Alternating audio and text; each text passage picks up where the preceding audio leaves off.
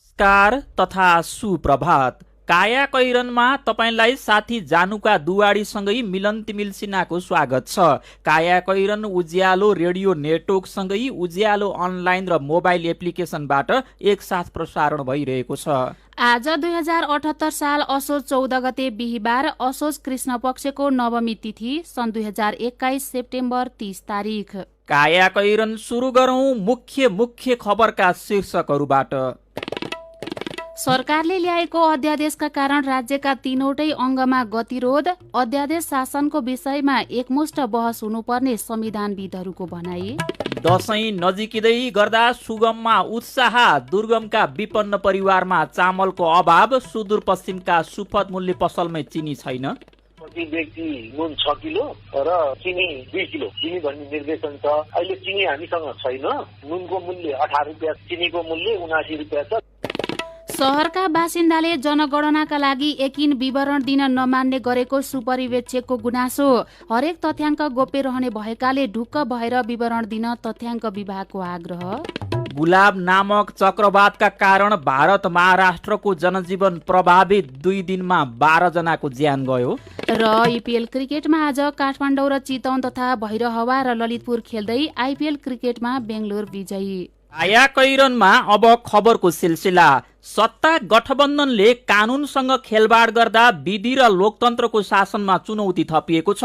प्रतिपक्षी दल विभाजन गर्न सरकारले ल्याएको अध्यादेशकै कारण मन्त्री परिषद 2.5 महिनासम्म अधुरो छ, संसदमा अवरोध छ। संवैधानिक नियुक्ति गर्न अघिल्लो सरकारले यही शैलीमा ल्याएको अध्यादेशले देशको सर्वोच्च अदालत पनि अन्योलमा फसेको छ। राज्यका तीनवटै अङ्गलाई अन्योलमा पार्ने अध्यादेश शासनको विषयमा एकमुष्ट बहस हुनुपर्ने संविधानविदहरूको भनाइ छ। सरकार र संसद जस्तै अदालत पनि अध्यादेश विवादको भुमरीमा परेको छ। संवैधानिक नियुक्ति सम्बन्धी विवाद यति गहिरिएको छ कि सर्वोच्च अदालत यो सम्बन्धी रिटको सुनवाई गर्न नसक्ने अवस्थामा पुगेको छ।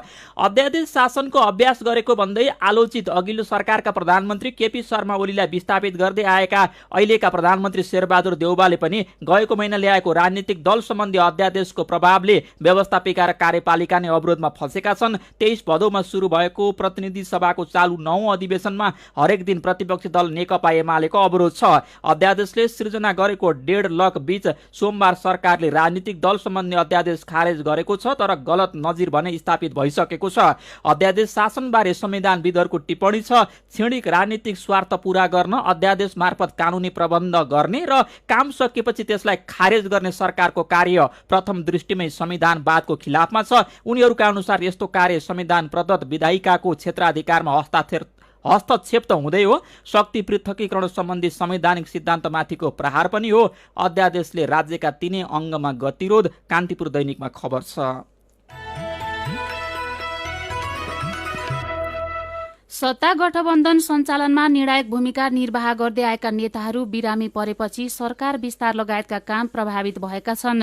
नेकपा एकीकृत समाजवादीका अध्यक्ष माधव कुमार नेपाल भाइरल ज्वरोले बिरामी पर्नुभएका उहाँका स्वकीय सचिव नितेश पौडेलले जानकारी दिनुभयो। यस्तै नेकपा माओवादी केन्द्रका सचिवालय सदस्य वर्षमान पुन पनि उपचारका लागि बैङ्कक जानु भएको छ।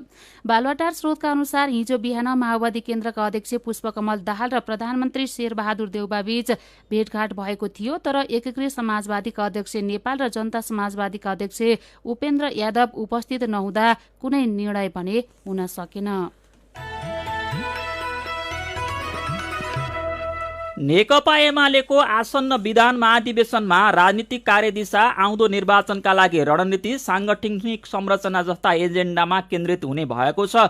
विभाजनले पार्टीलाई धक्का लाग्यो निष्कर्षमा पुगेको एमालेले संगठन निर्माणलाई महाधिवेशनको मुख्य कार्यसूची बनाएको छ। महाधिवेशन मार्फत नै चुनाव केन्द्रित रणनीति बनाउने तयारी पनि एमालेको छ। एमालेको भोलिदेखि हुने पहिलो विधान महाधिवेशनमा राजनीतिक साङ्गठनिक प्रतिवेदन र विधानको मस्यौदामा छलफल गरेर अनुमोदन गर्ने तयारी छ। एमाले सचिव प्रदीप गेवालीले आउँदो चुनावमा पार्टीलाई बहुमतका साथ पहिलो शक्ति बनाउन निर्णय गर्ने बताउनुभयो। यस्तै काङ्ग्रेसको 2074 फागुन 21 मा सम्पन्न संसदीय दल नेताको निर्वाचनमा संस्थागत पक्षबाट सभापति शेरबहादुर देउवा र पौडेल समूहबाट प्रकाशमान सिंह बीच प्रतिस्पर्धा भयो। तेस्रो धारका रूपमा रहेको कृष्णप्रसाद सिटौला समूहले सिंहलाई समर्थन गर्ने अनौपचारिक निर्णय गरे पनि उहाँको समूहका सांसद भीमसेन दास प्रधानले देउवालाई मतदान गर्नुभएको थियो। त्यसयता सिटौला समूह र देउवा नेकपा बीच संस्थागत रूपमै सहकार्य हुँदै आएको छ। पछिल्लो पटक पार्टीको पालिका स्तरीय चुनावमा यसले ठोस आकार लिँदै गएको छ। कायाकैरनमा खाद्यान्न अभाव सम्बन्धी रिपोर्टसँगै खबरको सिलसिला बाँकी नै छ, सुन्दै गर्नुहोला। उज्यालो रेडियो नेटवर्कसँगै उज्यालो अनलाइन र मोबाइल एप्लिकेसनमा प्रसारण भइरहेको कायाकैरनमा तपाईँलाई फेरि स्वागत छ। यतिन्जेल हामीले सरकारले ल्याएको अध्यादेशका कारण राज्यका 3वटै अङ्गमा गतिरोध, गठबन्धनका नेता बिरामी भएपछि मन्त्री परिषद विस्तार प्रभावित, एमालेको विधान महाधिवेशनको मुख्य एजेन्डा संगठन सुदृढीकरण, काङ्ग्रेसमा देउबा सिटौला समीकरण बन्दै लगायतका खबर प्रस्तुत गर्यौं। अब बाँकी प्रसंग। आगामी हप्ता दशैं शुरू हुँदैछ। चाडबाड नजिकिँदा सुगममा उत्साह छ। दुर्गमका विपन्न परिवारमा खाद्य संकटको जोखिम बढेको छ। सरकारी डिपो नै रितिएपछि मुगुका गाउँमा स्थानीय बासिन्दा भोकै पर्ने अवस्था आएको छ। न खाद्यका डिपोमा चामल छ न त गाडी चल्छ। स्थानीय उत्पादनले 3 महिना भन्दा बढी नधान्ने बस्तीमा खाद्य संकट गहिरिने संकेत देखिएको छ। दुर्गम जिल्लामा खाद्य व्यवस्था तथा व्यापार कम्पनीले खाद्यान्न ढुवानी गर्दै आएको छ। कम्पनीले समयमै ढुवानी नगरिदिँदा वर्षेनी अभाव भएको हो। सुदूरपश्चिमका पहाडी जिल्लाहरूमा खाद्यान्न अभाव झन धेरै छ। धनगढीमा रहेको खाद्य व्यवस्था तथा व्यापार कम्पनी लिमिटेडले बाजुरा, बजाङ लगायतका जिल्लाका डिपोमा खाद्यान्न पठाउन सकेको छैन। तराईका 2 जिल्ला कैलाली र कञ्चनपुरमा चाडपर्वलाई लक्षित गर्दै साल ट्रेडिङ लिमिटेडले सुपथ मूल्य पसल सञ्चालनमा ल्याएको छ। तर त्यहाँ पनि चिनीको चरम अभाव देखिएको छ। थप जानकारी सहित कैलालीबाट उज्यालो सहकर्मी सीताराम ओझाको रिपोर्ट।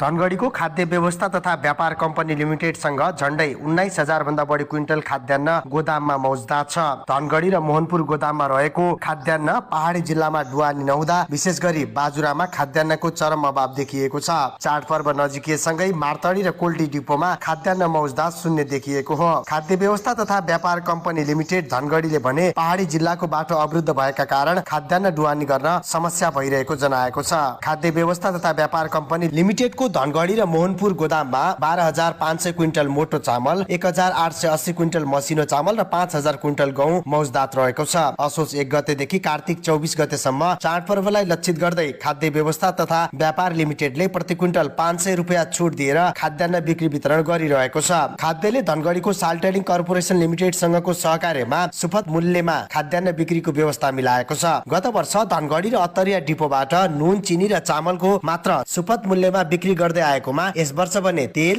दाल, साबुन र अगरबत्ती लगायत दैनिक उपभोग्य वस्तुको समेत बिक्री हुँदै आएको छ। चिनी प्रति किलो 79 रुपियाँमा बिक्री गर्ने गरी मूल्य निर्धारण गरिएको भए पनि अहिलेसम्म चिनी आइ नपुगेका कारण बजारमा चिनीको चरम अभाव देखिएको छ। यस्तै पहाडी जिल्लामा सुपथ मूल्य पसल सञ्चालन गर्ने कर्पोरेसनको कुनै योजना नभएको धनगढीमा रहेको साल ट्रेडिङ कर्पोरेसन लिमिटेडका सहायक महाप्रबन्धक केशवराज पाण्डे बताउनुहुन्छ।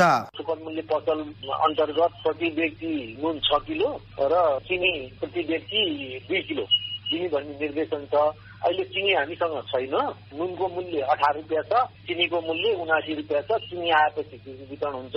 गत वर्ष साल ट्रेडिङ कर्पोरेसन लिमिटेड धनगढीले 1,50,00,000 भन्दा बढीको दैनिक उपभोग्य सामान बिक्री गरेको थियो। सबैभन्दा बढी चिनी बिक्री गर्दै आएको साल ट्रेडिङ धनगढीसँग यस वर्षको चाडपर्वका लागि भने अहिलेसम्म कहीँ कतैबाट चिनी प्राप्त भएको छैन। बजारमा चिनीको मूल्य प्रति किलो 90 देखि 95 रुपियाँ छ। तर साल ट्रेडिङ कर्पोरेसनले चिनीको मूल्य 79 रुपियाँ निर्धारण गरेको भए पनि डिपोमा अझै चिनी आइपुगेको छैन। प्रति किलो 18 रुपियाँका दरले 1270 किलो नुन बिक्री गरेको कर्पोरेसनसँग चिनीको मौजदात भने शून्य देखिएको हो।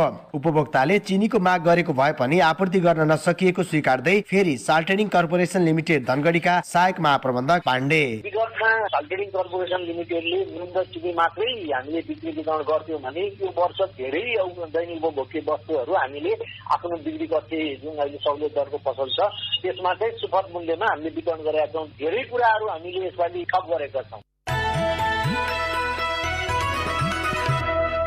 कायाकैरनमा मेरो पनि भन्नु छ र कार्टुनसँगै खबरको सिलसिला बाँकी नै छ, सुन्दै गर्नुहोला।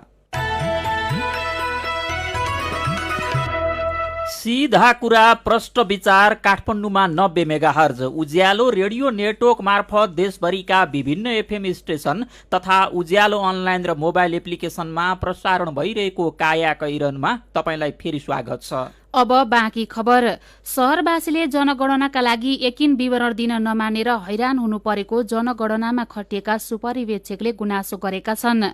कतिपयलाई राष्ट्रिय जनगणनाको महत्त्वबारे जानकारी नहुँदा यसबारे प्रश्न गर्ने गरेका छन् भने कतिले जानेबुझी छल्ने गरेको सुपरिवेक्षकको ठम्याइ छ। कतिपयले आफ्नो घर परिवारबारे एकिन जानकारी दिन समेत आनाकानी गरेका छन्। गुनासो आएपछि केन्द्रीय तथ्याङ्क विभागले प्रत्येक व्यक्ति तथा परिवारको विवरण तथ्याङ्क ऐनअनुसार गोप्य रहने जनाउँदै आफ्ना सही विवरण टिपाउन भनेको छ। खास गरी काठमाडौँ जिल्लाको रिङ रोडभित्र मूल शहरी बस्तीमा समस्या भएको विभागका एक अधिकारीले जनाएका छन्। मेरो पनि भन्नु छ। मृत्यु भइसकेका व्यक्तिहरूको नाममा भत्ता लिने तत्कालीन 5वटा गाविसका सचिव विरुद्ध मुद्दा दर्ताको खबर उज्यालो अनलाइनमा पढेर र सुनेर दिलु केसी निकट लेख्नुहुन्छ, बागलुङका सबै पालिकाका वडामा पनि छानबिन गर्न पाए कस्तो प्रतिफल आउँदो हो। अलिअलि शङ्का यता पनि छ है। महेश शर्माको प्रतिक्रिया छ, निजी क्षेत्रका कर्मचारीबाट भ्रष्टाचार भयो भन्ने कहिल्यै सुनिँदैन, तर सरकारी क्षेत्रका कर्मचारीबाटै यस्तो काम भएका खबर पटक पटक आउने गरेका छन्। जति तलब पाइन्छ त्यसैमा चित्त बुझाउँ, सरकारी जागिरको अपमान नगरौँ। साइकल किन्दा अनियमितता गरेको आशंकामा प्रदेश 2 को मुख्यमन्त्री कार्यालयमा अख्तियारले छापा मारेको खबरमा सूर्य तामाङ लेख्नुहुन्छ, हरेक काममा कमिसनको मोल मोलाई चल्ने देशमा साइकल खरिदमा भ्रष्टाचार नहोला भनेर त कसरी भन्न सकिन्छ र। सूक्ष्म अध्ययन गर्न र कारबाही गर्न सरकार चुकिरहेको देखिन्छ। अनि फेसबुकमा हँसो और हँस्ने दो नाम राखेका साथी लेख्नुहुन्छ, अख्तियारले धेरै ठाउँमा छापा मारेको सुनिन्छ, तर विस्तृत छानबिन र दोषीलाई कारबाही भएको भने पाइँदैन। यो विषय पनि हल्लामै सीमित त होला नि। विचारका लागि तपाईलाई धन्यवाद। मेरो पनि भन्नु छ। मेरो पनि भन्नु छ प्रस्तुत गर्दै हुनुहुन्थ्यो साथी अर्जुन पोखरेल। काया कैरनमा अब विदेशको खबर। गुलाब नामक चक्रवातका कारण भारत महाराष्ट्रको जनजीवन प्रभावित भएको छ। महाराष्ट्रको कयौं ठाउँमा लगातार तीव्र गतिको हावासहित ठूलो पानी परेको छ। त्यहाँ 2 दिनमा 12 जनाको ज्यान गएको भारतीय सञ्चार माध्यमले जनाएका छन्। अहिले महाराष्ट्रको पालघर र मुम्बईमा चक्रवातको प्रभाव धेरै परेको छ। मुम्बईको अहमदाबादको राष्ट्रिय राजमार्गमा बाढीका कारण यातायात सेवा ठप्प भएको छ। चक्रवातको गति प्रति घण्टा 95 किलोमिटर रहेको भारतीय मौसम विज्ञान विभागले जनाएको छ। चक्रवातका कारण यसअगाडि ओडिसा, मध्य प्रदेश, छत्तीसगढ तथा आन्ध्र प्रदेशमा जनधनको नोक्सानी भएको थियो। अब खेल खबर। एभरेस्ट प्रिमियर लिग इपिएल क्रिकेटमा आज काठमाडौँ किङ्स 11 र चितवन टाइगर्स तथा भैरहवा ग्ल्याडिएटर्स र ललितपुर प्याट्रियट्स खेल्दैछन्। त्रिवी मैदान कीर्तिपुरमा हुने पहिलो खेलमा बिहान 9:30 बजे काठमाडौँ र चितवन खेल्नेछन्। आज दुवै टोली पहिलो जितको खोजीमा हुनेछन्। यस्तै आज हुने दोस्रो खेलमा भैरहवा ग्ल्याडिएटर्स र ललितपुर प्याट्रियट्स दिउँसो 1:30 बजे खेल्नेछन्। शीर्ष स्थानमा रहेको भैरहवा आज दोस्रो स्थानमा हुनेछ भने अहिलेसम्मका 2 खेलमा 2 खेल नै हारेको ललितपुर पहिलो जितको खोजीमा हुनेछ। क्रिकेटकै अर्को प्रसङ्गमा इन्डियन प्रिमियर लिग आइपिएल क्रिकेटमा रोयल च्यालेन्जर्स बेंगलोर विजयी भएको छ। दुबईमा गैराती भएको खेलमा बेंगलोरले राजस्थान रोयल्सलाई 7 विकेटले हराएको हो। राजस्थानले दिएको 150 रनको लक्ष्य बेंगलोरले 17 बल बाँकी छँदै भेट्टायो। यसअघि पहिले ब्याटिङ गरेको राजस्थानले 20 ओभरमा 2 विकेट गुमाएर 149 रन बनाएको थियो। यस्तै च्याम्पियन्स लिग फुटबलमा म्यान्चेस्टर युनाइटेड विजयी भएको छ। गैराती भएको खेलमा म्यान्चेस्टर युनाइटेडले भिल्लारियललाई 2-1 गोल अन्तरले पराजित गरेको हो। यस्तै गैराती भएकै खेलमा बायर्न म्युनिखले शानदार जित निकालेको छ। बायर्न म्युनिखले डाइनामो किभलाई 5-0 गोल अन्तरले पराजित गर्यो। यस्तै जेनिट सेन्ट पिटर्सबर्गले माल्मो एफएफलाई 4-0 गोल अन्तरले पराजित गर्दा बेन्फिकाले बार्सिलोनालाई 3-0 गोल अन्तरले हराएको छ। यस्तै आरबी लाइप्जिगले लिलीलाई 2-1 गोल अन्तरले हराउँदा चेल्सी युभेन्टससँग 1-0 ले पराजित भएको छ। एटलेन्टाले योग बोइजलाई 1-0 गोल अन्तरले हराएको छ। वुल्सबर्ग र सेभिल्लाले भने 1-1 गोल गर्दै बराबरी खेलेका छन्। काया कैरनमा अब केही खबर संक्षेपमा। प्रदेश 2 सरकारको लोकप्रिय कार्यक्रम बेटी पढाऊ बेटी बचाऊ अन्तर्गत खरिद गरिएको साइकलमा अनियमितता भएको आशंकामा अख्तियार दुरुपयोग अनुसन्धान आयोगले हिजो मुख्यमन्त्री तथा मन्त्री परिषदको कार्यालयमा छापा मारेको छ। अख्तियारले प्रादेशिक सरकार प्रमुखको कार्यालयमा छापा मारेको यो पहिलो पटक हो। प्रदेश 2 का मुख्यमन्त्री लालबाबु राउतले सरकार प्रमुखको कार्यालयमा अख्तियारले छापा मारेकोमा आपत्ति जनाउनु भएको छ। चरित्र हत्या हुने गरी भिडियो अन्तर्वार्ता तथा फोटो सहितको विवरण प्रसारण गर्ने 4 युट्युबरलाई प्रहरी प्रधान कार्यालय साइबर ब्युरोको टोलीले पक्राउ गरेको छ। पक्राउ पर्नेमा दैनिक खबर च्यानलका सञ्चालक दाङ गहरभई, काठमाडौँको गोकर्णेश्वर बस्ने 21 वर्षका प्रदीप भण्डारी, हरेक पलको खबर च्यानलका सञ्चालक नुवाकोट घरभई, काठमाडौँ नेपालटार बस्ने 27 वर्षका शिशिर अधिकारी, सराइचोली मिडिया च्यानलकी सञ्चालक मोरङ घरभई, पेप्सीकोला बस्ने 35 वर्षीय पिङ्कला कार्की र मोडर्न अनलाइभ टिभी च्यानलका सञ्चालक दोलखा घरभई, गोकर्णेश्वर बस्ने 24 वर्षीय रोदन तामाङ रहेका छन्।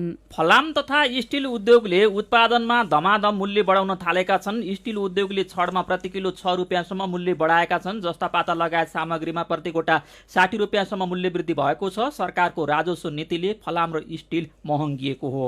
राष्ट्र बैंकले विदेशी मुद्रा सटहीमा कडाई गर्न थालेको छ। शोधनान्तर स्थिति घाटामा र विदेशी विनिमय सञ्चित दबावमा पर्न थालेपछि बैंक तथा वित्तीय संस्थाका प्रतिनिधि डाकेर तोकिएको सीमासम्मका लागि पनि सीमित मात्रामा मात्रै नगद भुक्तानी गर्न र बाँकी कारोबारमा विद्युतीय कार्ड प्रयोगमा प्रोत्साहन गर्न राष्ट्र बैंकको बैंकिङ विभागले मौखिक निर्देशन दिन थालेको हो। बुद्ध एयरका 2वटा ATR 72 विमानमा समस्या देखिएको 3 दिनपछि प्रधानमन्त्री शेरबहादुर देउवाले पर्यटन मन्त्रालयका सहसचिवको नेतृत्वमा छानबिन समिति बनाउनु भएको छ। यस्तै कोभिड-19 को संक्रमण सुरु भए लगतै चीनको वुहानमा अलपत्र परेका 180 नेपाली विद्यार्थीलाई उद्धार गर्ने नेपाल वायु सेवा निगमको पहिलो चार्टर उडानका चालक र क्याबिन क्रूलाई सरकारले सम्मान गरेको छ। काया कैरनमा अब चाहिँ पालो आयो उखानको। भोको मानिसको सो ठुलो। उज्यालो रेडियो नेटवर्कबाट प्रसारण भइरहेको काया कैरन सक्नु अघि मुख्य खबर फेरि एकपटक। सरकारले ल्याएको अध्यादेशका कारण राज्यका 3वटै अङ्गमा गतिरोध। अध्यादेश शासनको विषयमा एकमुष्ट बहस हुनुपर्ने संविधानविदहरूको भनाई। दशैं नजिकिँदा सुगममा उत्साह, दुर्गमका विपन्न परिवारमा चामलको अभाव, सुदूरपश्चिमका सुपथ मूल्य पसलमै चिनी छैन। शहरका बासिन्दाले जनगणनाका लागि एकिन विवरण दिन नमान्ने गरेको सुपरिवेक्षकको गुनासो। हरेक तथ्याङ्क गोप्य रहने भएकाले ढुक्क भएर विवरण दिन तथ्याङ्क विभागको आग्रह। गुलाब नामक चक्रवातका कारण भारत महाराष्ट्रको जनजीवन प्रभावित, 2 दिनमा 12 जनाको ज्यान गयो। र IPL क्रिकेटमा आज काठमाडौँ र चितवन तथा भैरहवा र ललितपुर खेल्दै IPL क्रिकेटमा बेंगलोर विजयी। अब कार्टुन लिएका छौं कान्तिपुर दैनिकबाट। गजब सभा शीर्षकमा अबिलले बनाउनु भएको मन्त्रीकै लागि दल र गुट फेर्ने नेताहरूलाई यो कार्टुनले व्यङ्ग्य गरेको छ। यहाँ एउटा पार्टी कार्यालयमा 2 थरी नेताहरूको निकै भिड छ। एक थरी भित्र जान खोज्दैछन्, अर्का थरी बाहिर निस्कन खोज्दैछन्। दुईतिरको हुलमा अघिल्तिर रहेका नेताहरू आपसमा गफ गर्दैछन्। ए तपाईहरू मन्त्री पाए छिर्नेहरू पो, हामी चाहिँ मन्त्री नपाए निस्कनुहरू क्या। आजको काया कैरन सकिएको छ। काया कैरनबाट प्राविधिक साथी प्रवीण श्रेष्ठसँगै हामी पनि बिदा माग्छौं। काया कैरन सुन्नु भएकोमा तपाईलाई धन्यवाद। उज्यालो मोबाइल र अनलाइनमा प्रसारण भइरहेका रेडियो र अनलाइनका सामग्री भाइबरमा पनि उपलब्ध छन्। घर बाहिर निस्कने बेलामा मास्क लगाउन नबिर्सौं। नमस्कार।